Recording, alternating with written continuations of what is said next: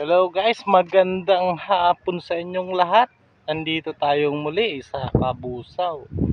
Maghanap tayo ng mabibiling pitik alimasag para kung ano ipamimigay natin, kaso wala mga nagpunta sa laot kasi ito mababaw yung tubig. Kung makikita nyo guys, ayan guys, oh, tingnan nyo, oh.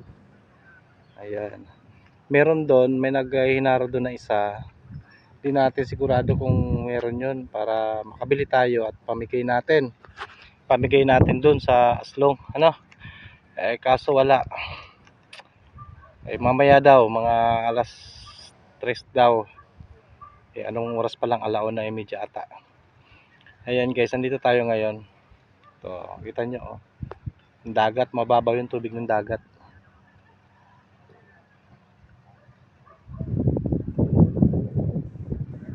Ayan, kulay putik. Mababaw kasi ang dagat dito, banda rito sa Kabusaw guys.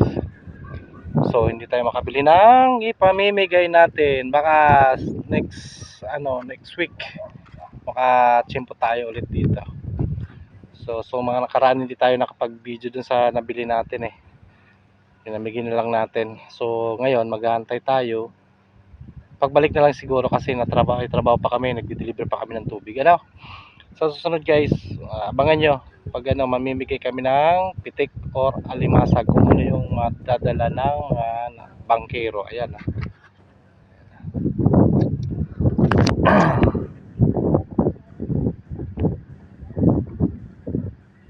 Ayan guys, malayo. Ayan. So paano guys, bye bye sa susunod na muli na video natin. Okay, bye bye.